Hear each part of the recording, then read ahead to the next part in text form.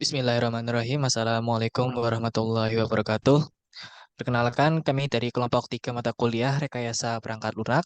Kali ini kami akan menjelaskan hasil diskusi kami mengenai perancangan Entity Relationship Diagram, Conceptual Data Model, dan Physical Data Model dari aplikasi kami, yaitu aplikasi Trinity Show Laundry. Next.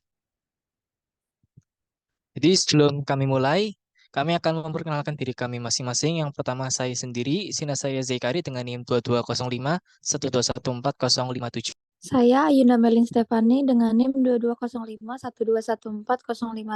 Saya Diana Putri Dengan Kurniawati dengan NIM 2205 1214073. saya Dava Renantoro dengan NIM 2205 1214 069. Saya Zianti Syaza dengan NIM 2205 1214074. Yang pertama kami mulai dari latar belakang terlebih dahulu. Jadi dalam era digital yang semakin berkembang ini, banyak bisnis yang berusaha untuk memanfaatkan teknologi informasi guna untuk meningkatkan efisiensi operasional mereka.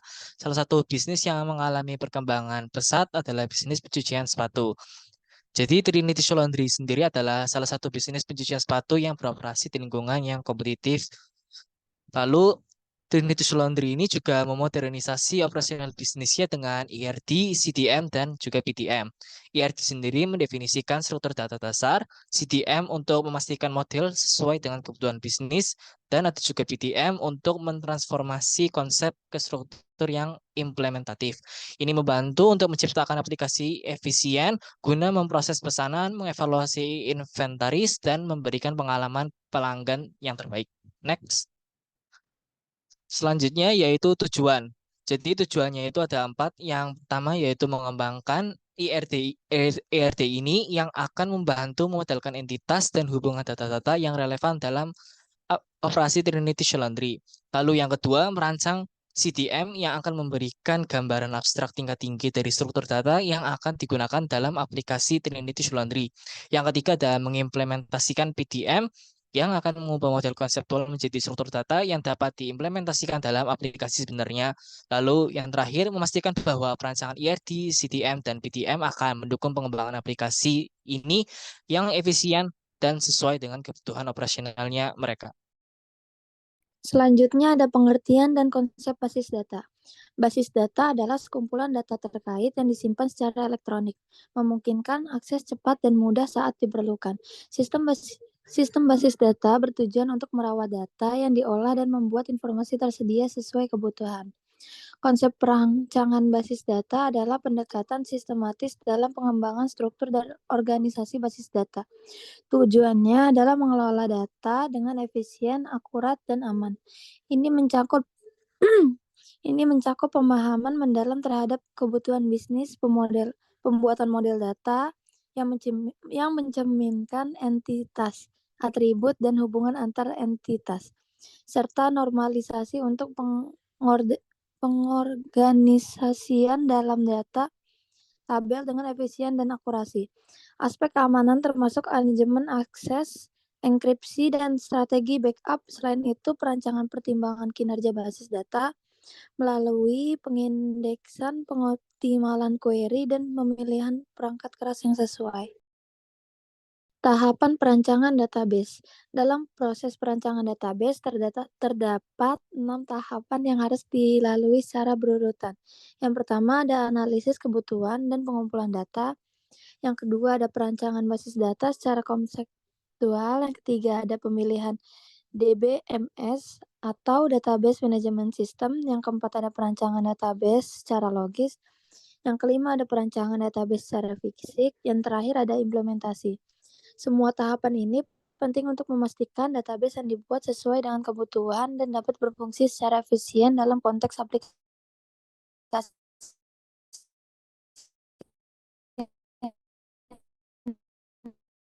direncanakan. Selanjutnya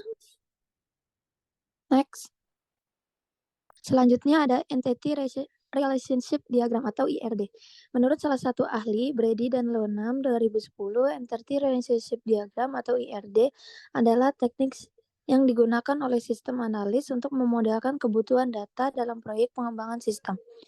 IRD membantu merancang dasar database relasional dalam sistem informasi dan digunakan sebagai spesifikasi untuk database. Selanjutnya, saya akan menjelaskan komponen ERD. Komponen ERD yang pertama adalah entitas. Entitas adalah objek yang dapat diidentifikasi dan dipresentasikan dalam basis data. Contohnya seperti pada database anggota perpustakaan itu ada mahasiswa, kartu anggota perpustakaan, dan buku. Sedangkan pada hubungan atau relasi atau dapat disebut juga relationship, hubungan dalam ERD adalah koneksi antara dua entitas yang diwakilkan oleh garis lurus. Contohnya hubungan antara mahasiswa dan pendaftaran perpustakaan bisa disebut juga sebagai mendaftar.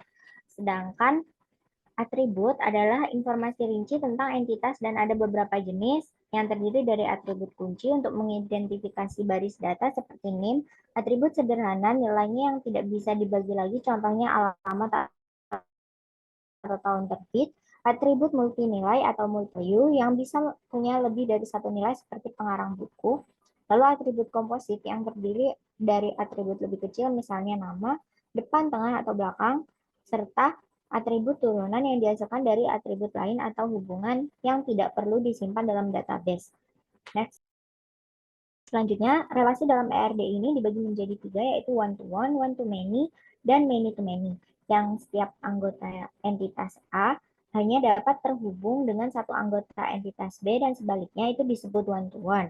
Lalu, setiap anggota entitas A yang dapat berhubungan dengan lebih dari satu anggota entitas B, tetapi anggota entitas B hanya dapat berhubungan dengan satu anggota entitas A disebut one-to-many, sedangkan setiap anggota entitas A dapat berhubungan dengan banyak anggota entitas B dan sebaliknya, di mana banyak entitas A dapat berhubungan dengan banyak entitas B disebut many-to-many. Next. Selanjutnya, implementasi IRD ini dapat digambar share screen. Yang pertama ada entitas dan atribut, yaitu 8 entitas, ada karyawan, admin, lalu ada pelanggan, item, order, rating, dan detail order dengan atributnya masing-masing seperti pada gambar. Di situ relasinya juga sudah diterangkan dengan jelas, ada one to many, ada many to many, dan segala macam.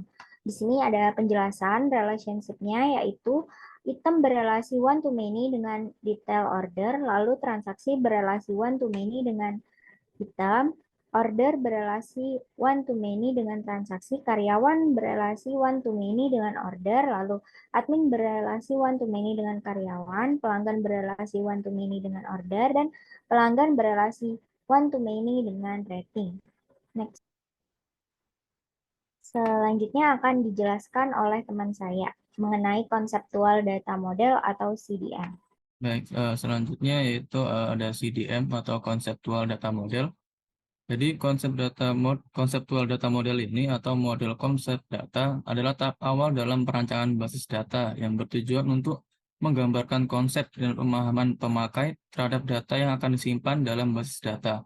CDM ini model basis data yang lebih tinggi dari PDM atau Physical Data Model dan lebih fokus pada representasi abstrak dari data dan hubungannya. CDM digunakan untuk menggambarkan konsep dan struktur data secara keseluruhan tanpa memperhatikan aspek fisik penyimpanan data. CDM membantu dalam pemahaman konsep data yang mendasari aplikasi bisnis dan kebutuhan pengguna sebelum diimplementasikan dalam PDM. Next. Selanjutnya itu penjelasan tabel CDM. Konseptual data model tersebut menggambarkan proses bisnis laundry aplikasi kami yaitu Trinity Shoe Laundry, yang entitas utama dalam CDM tersebut adalah pelanggan, karyawan, order, dan item. Dan di sini admin mempunyai akses karyawan, pelanggan dapat melakukan order laundry melalui karyawan, kemudian karyawan akan menjemput laundry pelanggan dan mengantarnya ke tempat laundry. Kemudian setelah laundry selesai, karyawan akan mengantarnya kembali ke pelanggan. Dan terakhir, pelanggan dapat memberikan rating terhadap layanan laundry yang diterimanya. Next. Kemudian konsep selanjutnya itu PDM atau Physical Data Model. Di sini PDM mempunyai tabel dan kolom yang terdiri dari 8 tabel dengan nama karyawan, admin, transaksi, pelanggan, item, order, rating, dan detail order. Kemudian PDM mempunyai hubungan dan kardinalitas, yaitu sesuai pada gambar, menunjukkan hubungan antara tabel-tabel yang ada. Hubungan ini memiliki kardinalitas yang menunjukkan jumlah entitas yang terlibat dalam hubungan tersebut. Misalnya hubungan antara tabel karyawan dan tabel transaksi adalah hubungan satu ke banyak atau one to many. Next. Selanjutnya akan dibahas oleh teman saya. Selanjutnya yaitu ada kunci primer dan kunci asing atau primary key dan foreign key. PDM pada gambar ini juga menunjukkan primary key dan foreign key dari setiap tabel. Kunci primer adalah kolom yang digunakan untuk mengidentifikasi secara unik setiap baris data dalam tabel. Sedangkan kunci asing adalah kolom yang digunakan untuk menghubungkan data dari tabel lain. Misalnya, pada kolom ID pada tabel karyawan, yang merupakan kunci primer, sedangkan pada kolom ID underscore karyawan pada tabel transaksi merupakan kunci asing atau foreign key yang merujuk ke kunci primer pada tabel karyawan.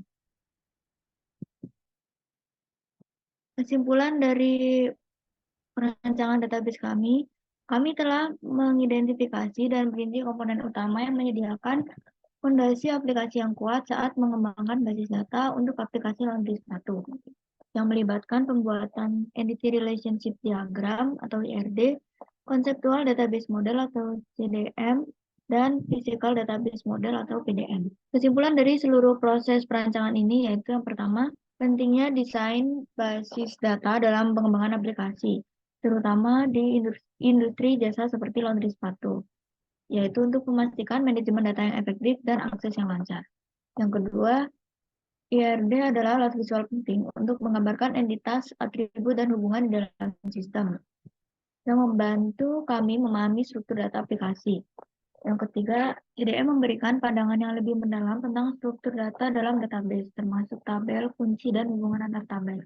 Lalu selanjutnya, PDM merupakan tahap terakhir perancangan database, yang mengimplementasikan database ke dalam sistem manajemen database dengan mengatur aspek fisik seperti tipe data, indeks, dan integritas referensial.